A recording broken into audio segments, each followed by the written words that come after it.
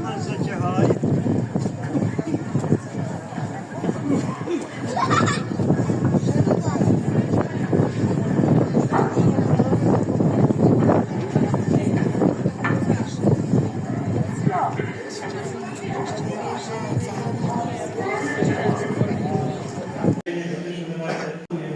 Що ми сьогодні так гарно зробили хрещення. Ми закінчуємо великодні свята, наша водопровідна неділя.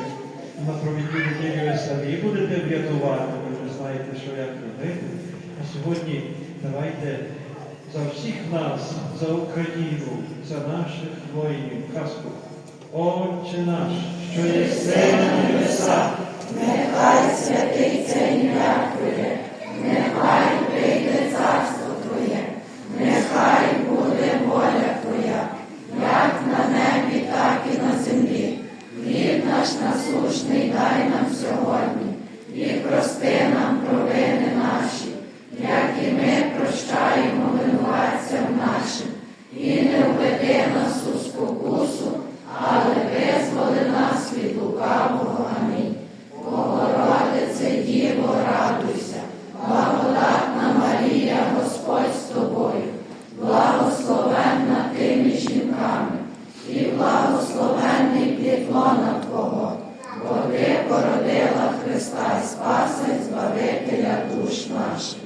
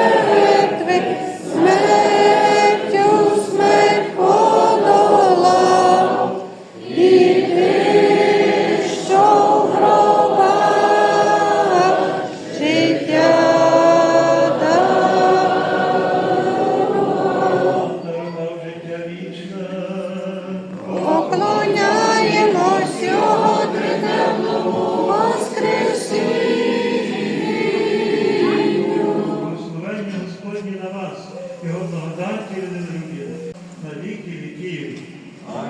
Сердечно дякую вам. Грайтеся, забавляйтеся, впровайте свої ігри і все, що найкраще. Дуже гарно поводіться. А хто вміє, підтримайте ще, але вчиться.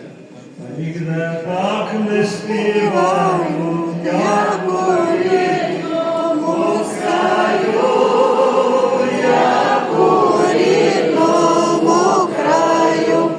Тяжко свята святкувати без нового звичаю, без нового звичаю. Тяжко свята святкувати звичаю.